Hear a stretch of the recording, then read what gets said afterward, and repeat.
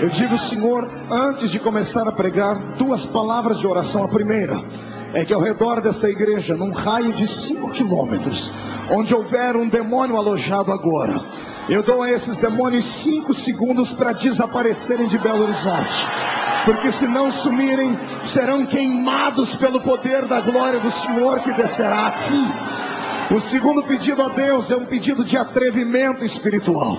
Se ainda tenho crédito no céu contigo como pregoeiro da sua palavra, abre a porta do céu sobre esta igreja agora e manda do céu para a terra uma comitiva angelical.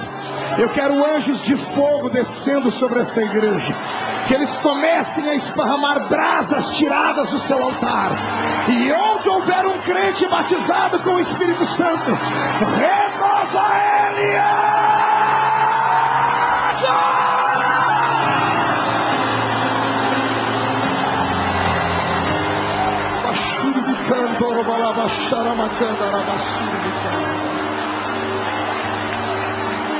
Fala conosco nessa noite, Senhor. Fala conosco. É o que eu te peço agora, em nome de Jesus. Amém e amém. Os que podem, tomem o seu assento, por gentileza. Senhoras e senhores, noiva do Cordeiro, simpatizantes da nossa fé, amigos que estão dentro e fora do templo, pessoas que gentilmente deixaram seus afazeres de hoje para adorarem a Jesus conosco aqui. Eu pedi a Deus uma palavra para essa noite, e o Senhor me deu uma palavra muito séria, muito forte. Uma palavra que vai mudar a sua existência, que vai fazer você entender qual é a função que tu tens no reino de Deus. O Senhor hoje vai fazer você caminhar pelo tapete da sua revelação. E eu profetizo que antes da metade dessa mensagem, você já não vai mais estar sentado aí, vai estar voando na presença do Deus do céu. Quem acredita em palavra profética, dê um grito de glória. Eu também creio. Então vamos começar a mensagem. A mensagem de hoje tem um tema. Diga para o seu irmão, aperta o cinto, que vamos decolar agora. O tema dessa noite é esse: íntimos de Deus. Dá para repetir comigo? 1, 2, 3.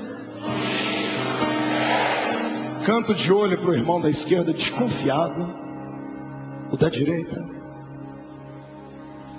Olha lá atrás, o da frente, e responde para mim: você acha que o irmão que está do seu lado tem intimidade com Deus ou não? Se depara com a caravana da morte. A caravana da morte vem trazendo um féretro dentro de um esquife. A caravana da morte só tem tristeza, uma mulher chorando do lado do caixão, e um sacerdote miserável que fazia o enterro dos filhos das judias viúvas, caminhava 10 metros longe do caixão. Sabia disso? Aprenda. Quantos metros o sacerdote andava longe do caixão? Pergunta para mim, por quê, pastor? Porque o sacerdote era muito puro e santo, não tocava em coisa morta, queria acelerar o processo do enterro do defunto, não se preocupava com o coração da pessoa que ficou. Quando Jesus entra, ele entra na frente do cortejo fúnebre, ele olha para trás, não tem mais ninguém, todo mundo saiu de perto, porque a lei é universal, mundial, todo mundo sabe que quando um cortejo fúnebre está andando, todos têm que abrir espaço para passar. Respeito não por quem foi, mas por quem ficou, está ficando sozinho. Jesus não sai da frente. Volta todo mundo aqui, Senhor, mas vamos ser presos. Ninguém é preso perto de mim. Volte. Vou ensinar vocês hoje o que é que eu faço com a morte quando eu encontro ela. Só vou dar um recadinho para você. Você já se perguntou por que na crucificação Jesus morreu primeiro do que os outros dois?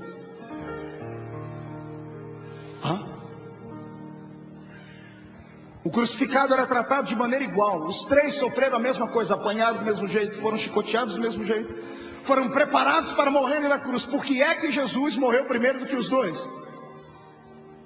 Porque ele era mais fraco? Porque ele carregava o peso de toda a humanidade? Não. Eu orei, e a resposta que veio aqui, eu acreditei em cima. Jesus morreu antes dos dois, porque se os dois morressem primeiro do que ele, era morrer e ressuscitar. Nunca, pastor Márcio, a morte cruzou o caminho de Jesus e ficou lá dando risada. Todo morto que cruzou o caminho dele ressuscitou. Todo. Eu disse que todo caminho dela e ressuscitou.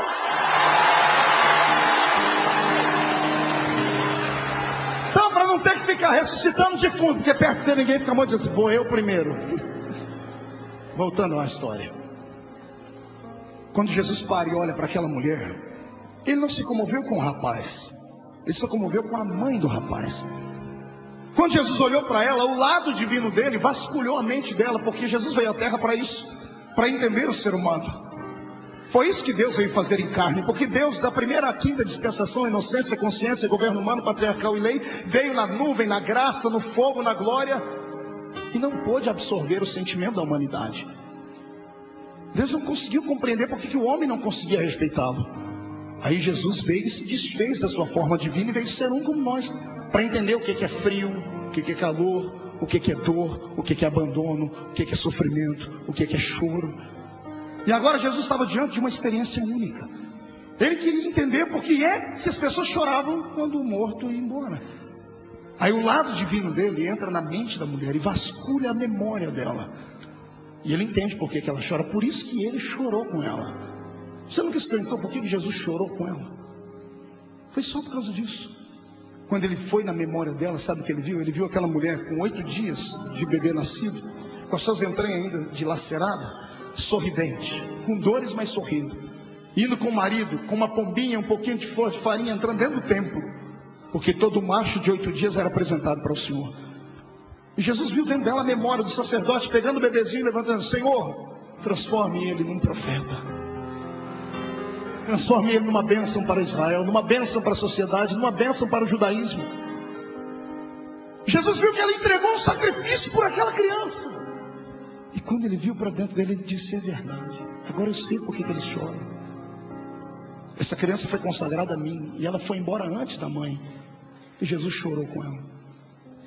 E quando Jesus olhou para aquele caixão, ele não viu uma criança, ele viu os sonhos daquela mulher.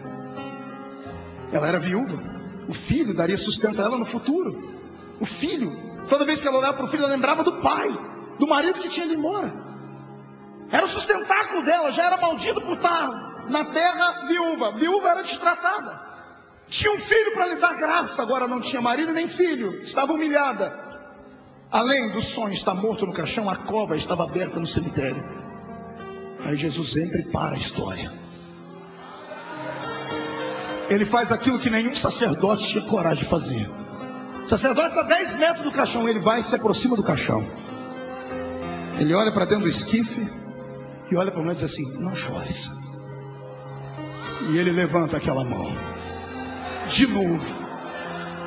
Quando ele levanta aquela mão, os 12 lá no canto dizem, o que ele vai fazer? Toda vez que ele levanta essa mão, algo acontece. O que ele vai fazer agora? Pastor Marcos, os irmãos que estão numa igreja tradicional, que não gritam, não pulam, não cantam, não oram, não acreditam em línguas, eles vão para o mesmo céu que a gente? Vão. Mas pastor, vão, porque a salvação é pela graça. Não é por nada que o homem faça, é por aquilo que ele fez. Ah, pastor, então eles pelo menos são equilibrados, ninguém mexe com eles. Comigo, que pulo, grito, me chamam de louco, desequilibrado. Eu vou ser um deles. Fica onde você está. Pergunta para mim, por quê, pastor? Quanto a gente for arrebatado? Todo mundo. Quando atravessar o portão e chegar lá dentro, os irmãos nossos, que são só seguidores, vão ficar apavorados. Não acredita em línguas, fogo, anjo, cavalo de fogo. Imagina entrar lá dentro, olhar para o trono, Deus é um fogo consumidor.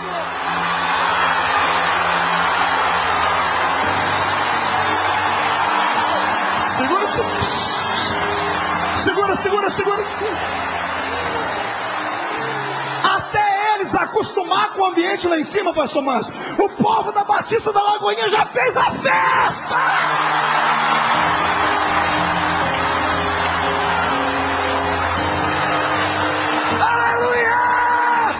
Estamos num tempo de avivamento.